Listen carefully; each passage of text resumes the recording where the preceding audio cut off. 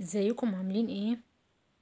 النهارده ده اول ريفيو في شهر اكتوبر. في شهر قصدي نوفمبر. ده اول ريفيو في شهر نوفمبر يا جماعة. انا جبت بعض المشتريات، يجي حوالي 7 حاجات، من ضمنهم 3 حاجات لحد. اول طبعا حاجة انتوا بتشوفوها في الريفيو هي السوبريم. بتتكرر معايا كتير لانها بتطلب مني كتير، زبونة بتطلبها على طول، الكيكة دي على طول بتطلبها من ماي واي مخصوص، وخصوصا لما بينزل عليها عرض خصم 50%. طيب الكيكة دي في الكتالوج يا جماعة عاملة 43 وربع يا جماعة. طبعا الكتالوج اللي نازل فيه كل فروع ماي واي مش بنفس السعر اللي موجود على الكتالوج بتاع PDF اللي بيتباع على الموبايل. ده بيتباع للأعضاء أو اللي هم الليدرات اللي بيشتغلوا في ماي واي، والأعضاء اللي عاملين عضوية، اللي هو PDF، والناس عموما اللي بتشتري منتجات وداخله عامله عضويه.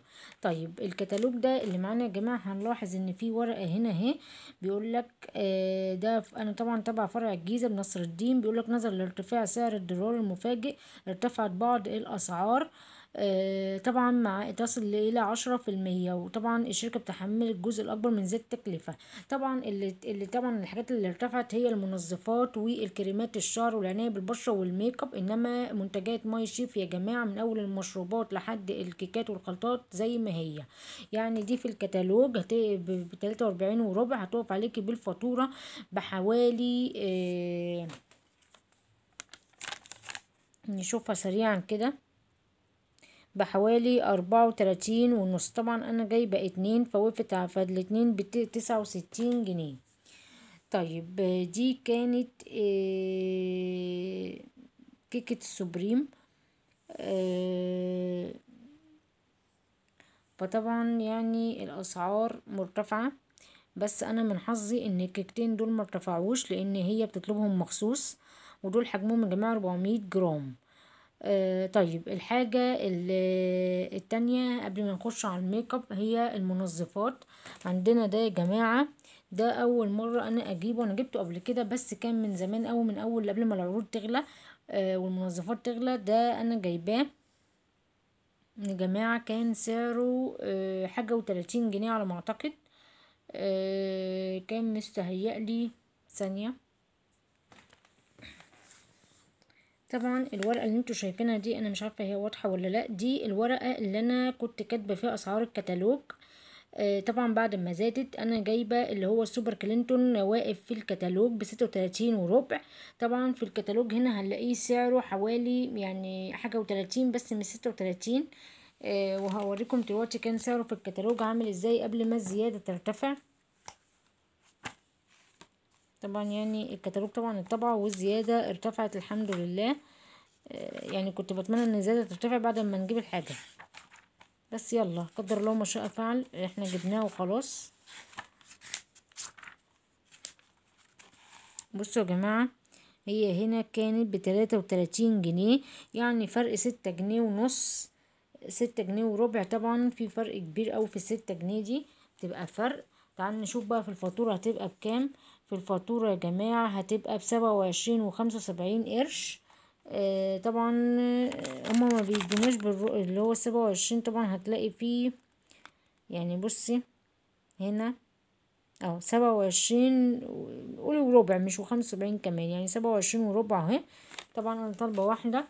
طيب تعالوا نشوف سعرها بعد قبل الزيادة. كان سعرها يا جماعة، طبعا انا ما كنتش حاسباها، بس طبعا الاسعار كانت تختلف. انا جايبة السوبر كلينتون ده حجمه يا جماعة 660 ملي، كوره 3313 بريحة اللافندر. في منه طبعا احجام كبيرة. انا جبت الصغير ده لاختي، هي طالباه، استخدمته في الحمام، كنت مديهولها، يعني كان يعني من الهدايا. انا استعملت واحد كان جميل جدا وريحته حلوة.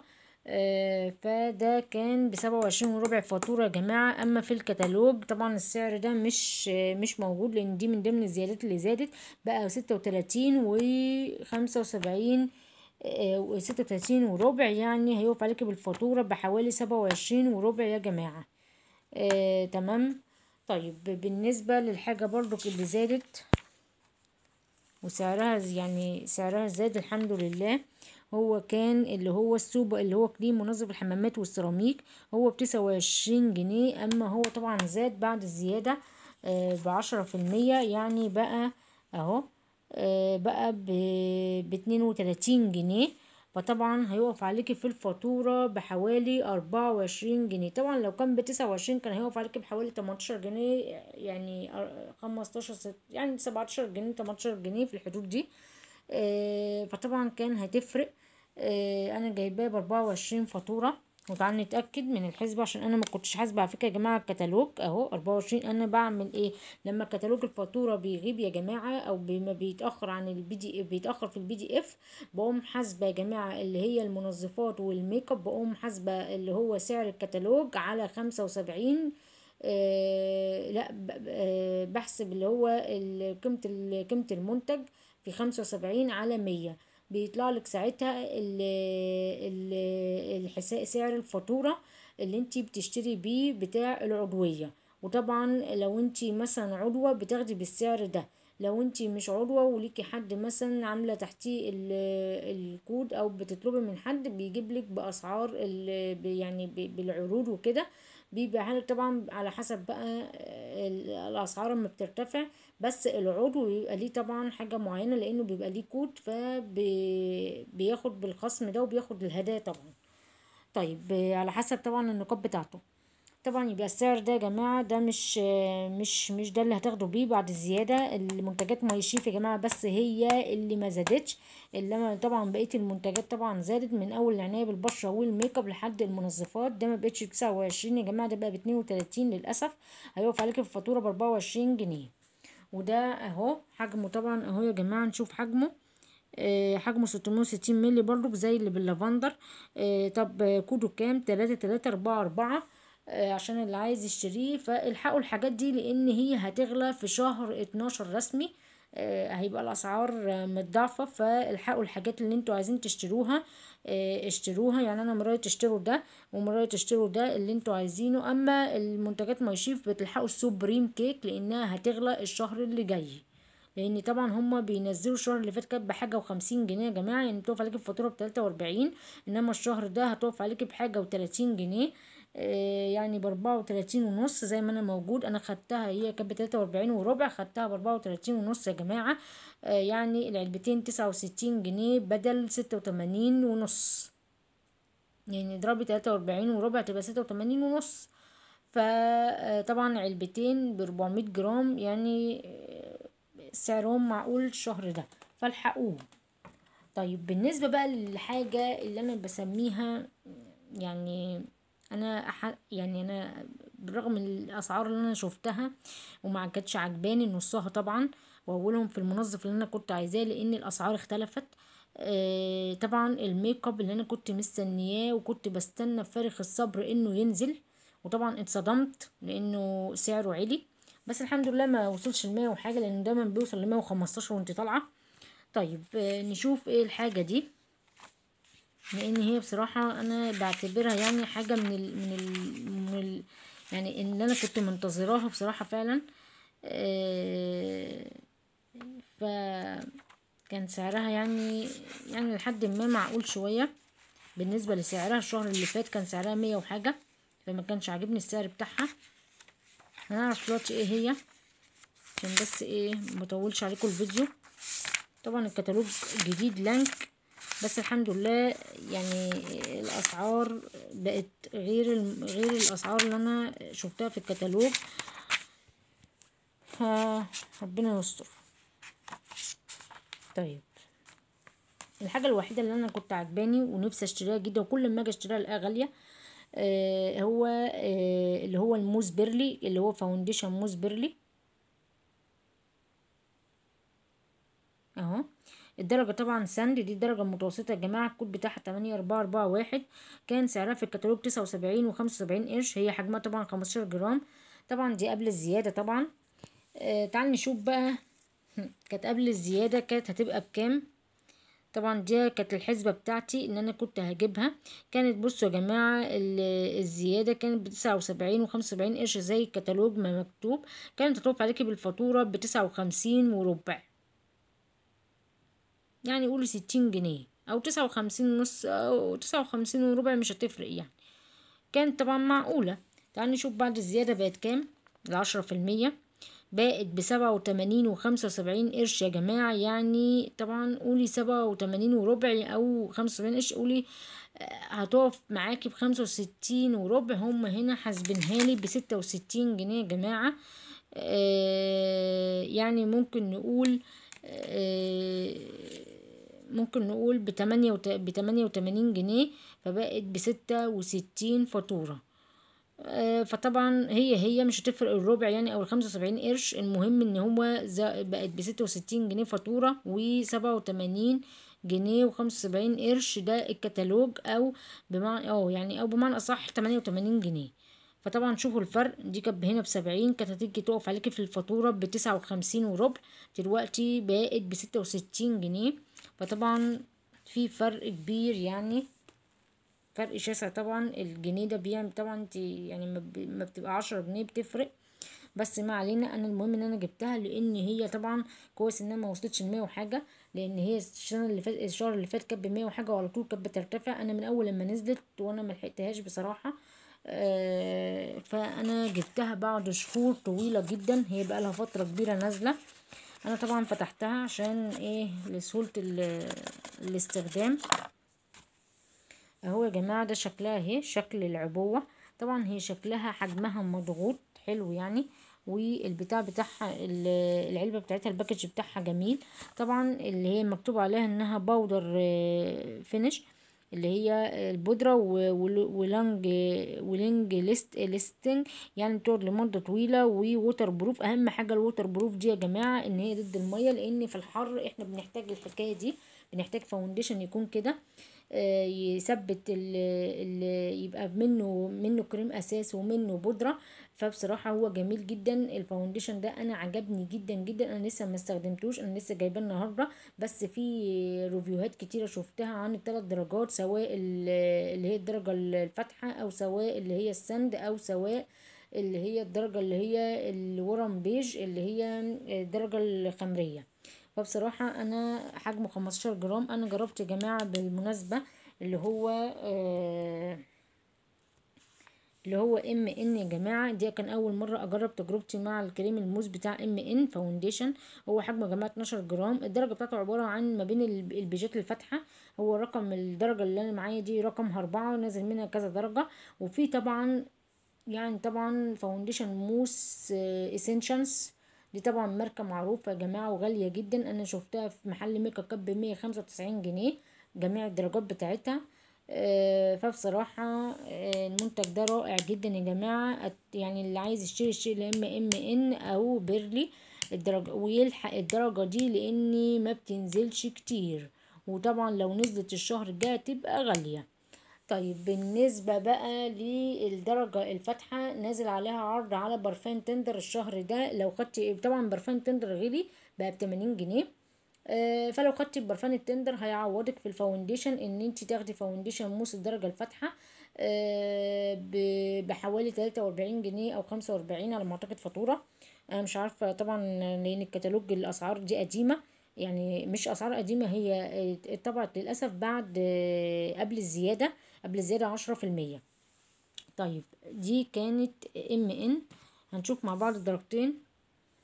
بصوا يا جماعة الدرجتين، دي درجة ام ان يا جماعة.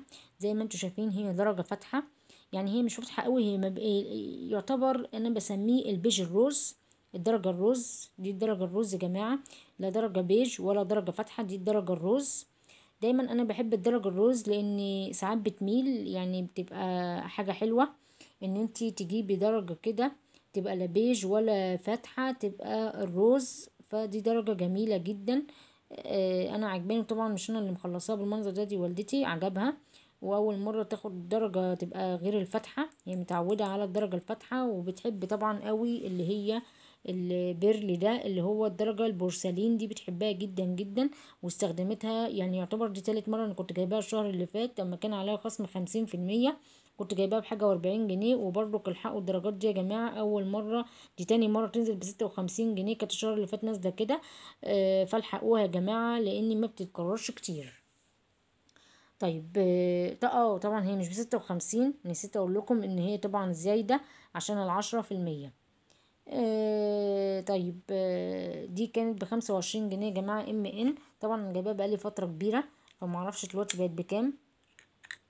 يعني طبعا هنلاقيها سعرها طبعا ارتفع بالنسبة للأسعار.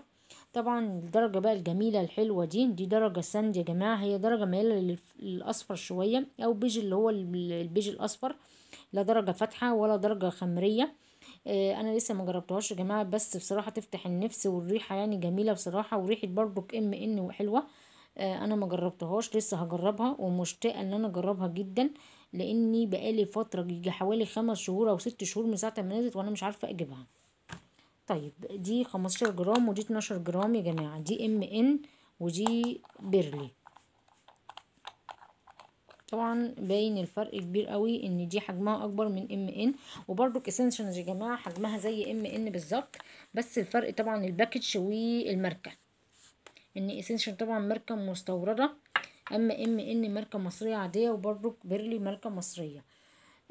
طيب دي اهي، ده الكود بتاعها اهو يا جماعة 8441 اللي نازل في الكتالوج، اللي هي درجة سند ودرجة اللي هي الفاتحة، على عرض التندر اللي ياخد برفانة تندر اللي هي الذهبي، ياخد عليها العرض بتاع الموس اللي هو الفاونديشن موس الفاتح. فالحقوا العرض ده لانه مش بيتكرر كتير، لانها هتغلى بعد ما الاسعار غليت. طيب ده كان الفاونديشن موس، كان يا جماعة سعره بدل 79 و75 قرش بقى سعره يا جماعة 87 و75 قرش، يعني قول 88 جنيه، هيقف عليكي بالفاتورة ب66 جنيه. فطبعا في فرق كبير قوي، بس ما علينا. انا الحمد لله انا جبتها وحمدت ربنا ان هي سعرها مش وصل ل100 وحاجه، لان الشهر اللي فات يا جماعه كانت 100 وحاجه، يعني تقف عليك الفاتوره بحاجه و80، فطبعا كان صعب ان الواحد يجيبها. طيب الحاجات دي بالمناسبة يا جماعة ما بتتكررش، اللي هو البرونز بتاع الشفايف ده، او اللي هو التنت بتاع الشفايف، زي بمعنى اصح مورد الخدود والشفايف. انا بصراحة الدرجة دي التوب دي جميلة جدا، انا شفت عنها ريفيو. الدرجات الباقية عادية، فاللي عايز يجيبها يا جماعة هي ب16 جنيه، يعني هيوقف عليك بفاتورة يعني مش عارفة بقى بحوالي 13 12 على ما اعتقد. كود التوب اهي يا جماعة 8688 اللي عايز يجيبها. ونازل برضو الدرجة البرونز دي انا جربتها جدا على فكرة يا جماعة. الليب جلوس ده انا جربته جميل جدا بكل انواعه، سواء التوبي او سواء اللي هو الفوشيا، او في لون تاني اللي هو لون كده ميال للفوشيا، وفي لون اللي هو الفضي انا جربته، ما عدا الدهب طبعا ما جربتوش.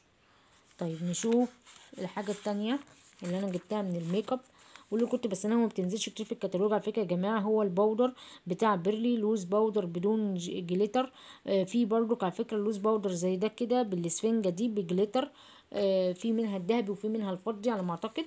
مش عارفه ما بقتش تنزل ليه، ممكن تكون تنزل الشهر الجاي. وده المورد يا جماعه جميل جدا جدا، انا بحطه من هنا بلاقي لونه تاني يوم زي ما هو. طبعا الباودر دي هي كانت ب42 ونص، طبعا قبل زيادة ال40 قبل زيادة ال10%. بقت طبعا سعرها 46 و75 قرش. تعالي نشوفها في الكتالوج في الفاتورة تبقى بكام. هتبقى ب35 وربع يا جماعة زي ما انا حسبت.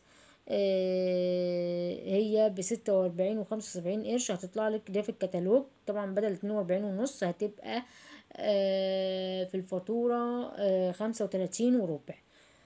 طبعا فرق شاسع، بس ما علينا الحمد لله. والتند ده طبعا حلو، التند ده حلو. انا ما جربتش الخوخي، ما اعرفش، انا جيت اطلبه الشهر اللي فات كان نزل ساعتها ما كانش موجود في الكتالوج، وما سالتش عليه الشهر ده بصراحه، لان الاسعار انا جايبه حاجات ب240 جنيه. فكان هيبقى بالنسبه لي كان هيبقى الاسعار متفاوته، لاني جبت طلبيه لحد عندي يعني، فما كانش ينفع ان انا اخد الفلوس قبل ما اسلم الحاجه. وطبعا الاسعار زادت، فما كنتش عارفه الاسعار اذا كانت ثابته ولا لا. طيب بالنسبه للحاجه بقى الجديده، اللي انا نسيت اوريكم الباودر دي شكلها عامل ازاي. هي برضو كانتش حاجه جديده قوي يعني، بس انا ما كنتش برضو عارفه اجيبها، من الحاجات اللي مش عارفه اجيبها، بس فرحت ان انا جبت ده قوي، لان ده طبعا شكل الباكج اهي بيرلي، نفس طبعا الباكج بتاع اللي هي البودر المضغوطه بتاعت بيرلي. طبعا انا استغربت يعني من الباكج بتاعها، الباكج بتاعها كان كبير حلو يعني. مع الاستعمال هي ورم بيج على فكره، زي دي برضو ورم بيج. بس الفرق ان الاسفنجة بتاعتها ما كانتش عجباني، حسيتها انها مش ناعمه على الوش يعني، او مش سهله الاستخدام زي بتاعه بريتي وومن. وهسيب لكم اللينك ده في الديسكريبشن بوكس عشان تشوفوه. اللينك كان عن اللوز اللي هي البودرة المضغوطة او الكمباوند باودر بتاعة ماي واي بيرلي وبتاعة بريتي وومن، وبرضك انواع الفاونديشن كان موجودين فيها. هسيب لكم اللينك ده في الديسكريبشن بوكس وجميع لينكات ماي واي. طيب نفتح بتاعة اللوز باودر بتاعة بيرلي ونشوفها مع بعض. دي طبعا شكلها يا جماعة، هي احنا هنشوفها من هنا هنحس انها ميالة للون الاصفر، بس هي على فكرة ورم بيج من الدرجات البيج يعني يا جماعة. انا ما جربتهاش بس انا حاسة انها ميالة للاصفر. بتفكرني بالبنانا باودر بتاعة ايه يا ربي، بتاعة MN. على ما اعتقد انا كنت جايبه يا جماعه لوز باودر بتاعت MN بالمناسبه اللي هي بنانا، بس انا مش جايباها الصفرا، انا جايباها اللوز باودر اللي هي الدرجه اللي هي الروز زي MN ده. والبنانا باودر جايباها درجه الورم بيج اللي هو اللون مش منه الاصفر ولا منه فاتح ولا منه ورق ولا منه روز، هو درجه الورم بيج اللي هو من درجات البيجيهات اللي هي بتدي ميالة للاصفرار كده شوية. دي طبعا احنا ممكن نشوفها من هنا انها طبعا في بلاستر هنا على الفتحات الاخرام اللي بتطلع البودر. طبعا الاسفنجة بتاعتها صغننة يعني بتمسي يعني يكفي بس صباع واحد تخششيه في الحتة دي عشان توزعي. الاسفنجة بتاعتها طبعا عاملة زي الصفرة برضك او بيج. فجميلة. كان حجمها يا جماعة في الكتالوج كان حجمها نشوف حجمها هنا كام في العبوة. حجمها يا جماعة اهو 10 جرام. فجميلة بصراحة، والباكج بتاعها حلو. نفس باكج اسمه ايه ده اللي هو البودر المضغوطة.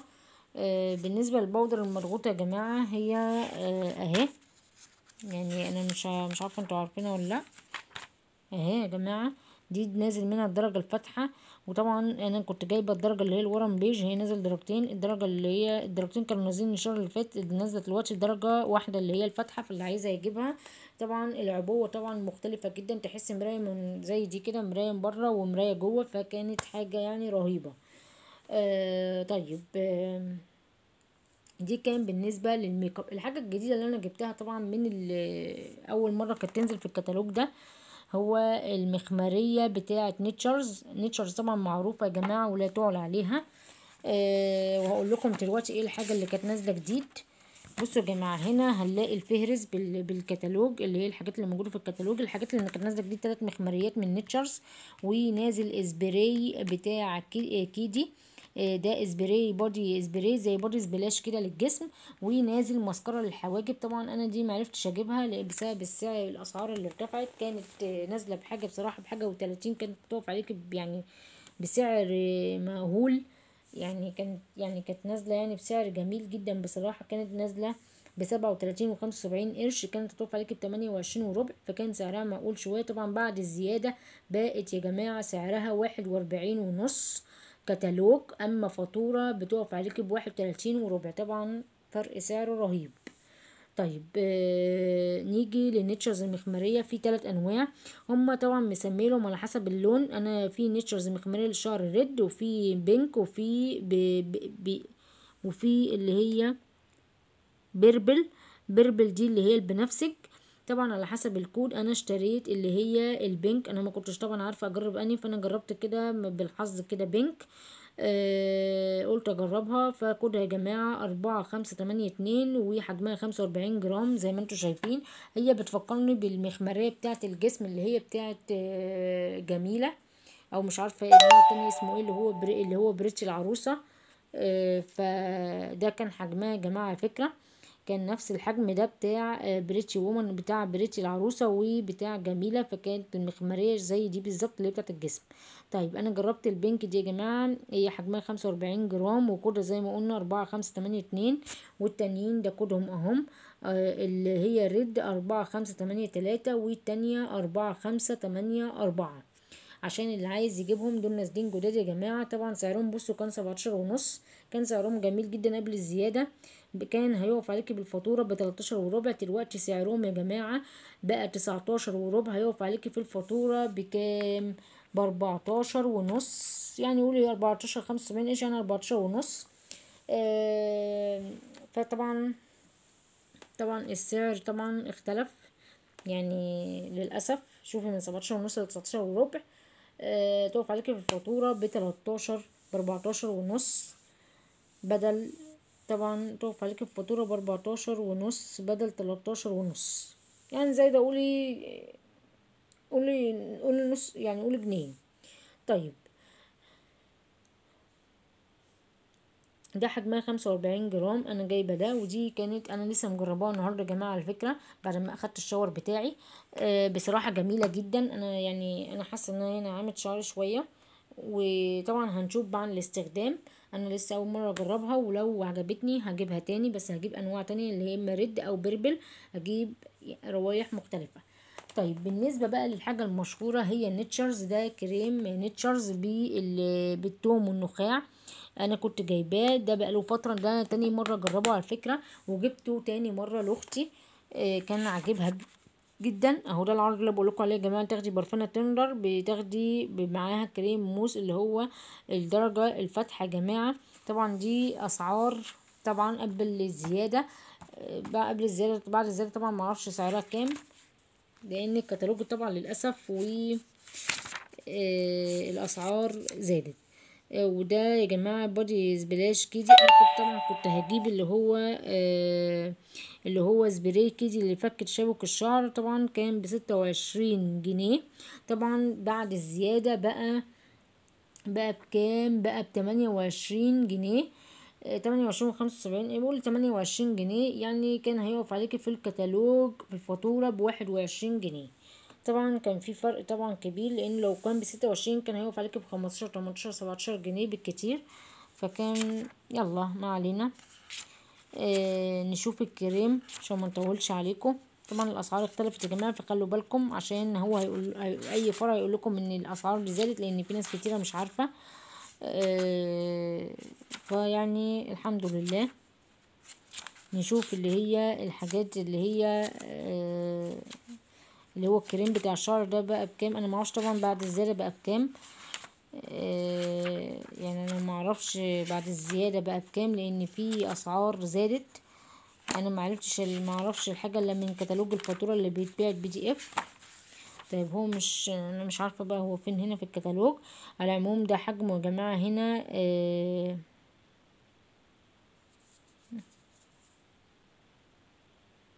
حجمه يا جماعة 150 جرام. نفس كريمات ديليكات وكريم اللي هو بالورد من جميلة. بس بصراحة كميته كبيرة جدا، يعني هوريكم شكله من، بصوا يا جماعة ده شكله من جوه. طبعا احنا مستخدمينه، يعني والدتي اللي مستخدمه منه، لان انا كنت جايبه له هي، وانا كنت جايبه لنفسي. حبيت ان انا اجرب، يعني انا كنت مستخدمه ده الاول مع حمام كريم والشامبو بتاعه مع البلسم. كنت جايبه المجموعه، يعني جزء من المجموعه. انا جبت ده اللي هو بتاع جلامور، جبت الكريم. طبعا قبل ما يبقى العبوه كده، هما طبعا غيروا العبوه، الانبوب ده بالعبوه زي دي. بتبقى احسن، يعني ان تبقى الكميه بتاعتها كبيره. طبعا حجم البتاع ده هقول لكم حجمه كام. آه،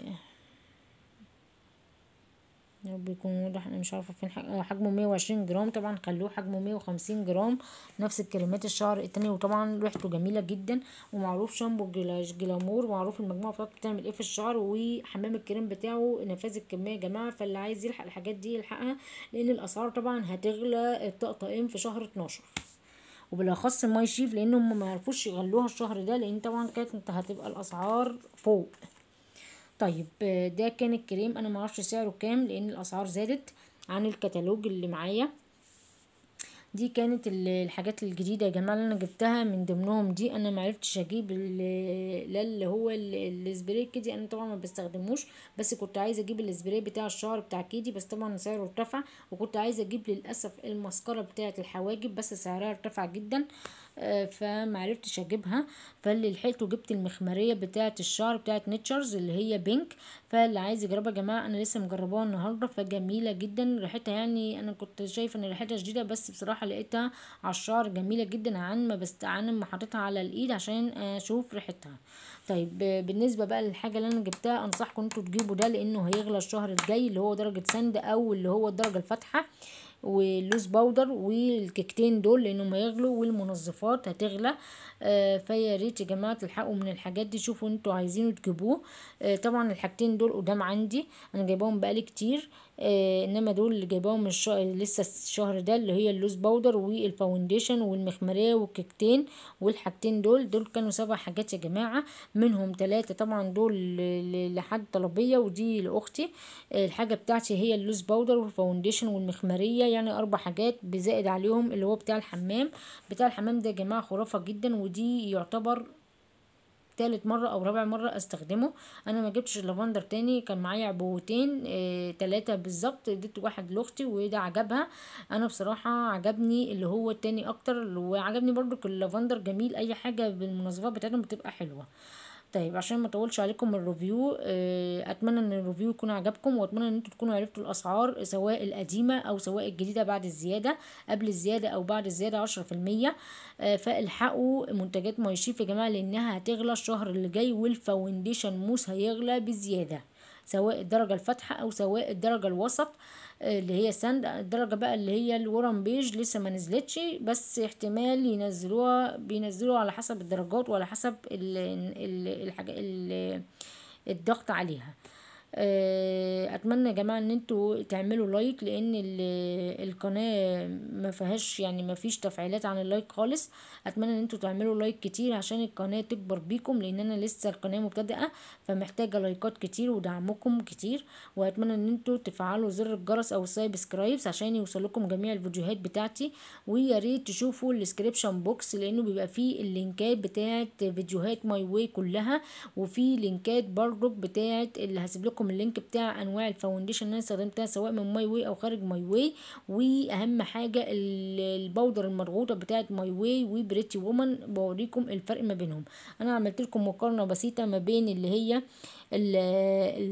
هي الفاونديشن موز بتاع ان وفاونديشن موز بيرلي. انا استخدمت ده كان جميل جدا، كان درجه الروز ويعتبر الدرجه اللي هي 4. وده كانت الدرجه اللي هي الوسط اللي هي سند. وطبعا انا قلت لكم الكود بتاعها، فاتمنى ان انتم تشوفوا الريفيوهات دي في الديسكريبشن بوكس يا جماعه. واللي عايز يعمل عضويه يسيب لي في الكومنتات، يكتب لي تم ان هو عايز يعمل عضويه وانا هتواصل معاه. وشكرا لكم.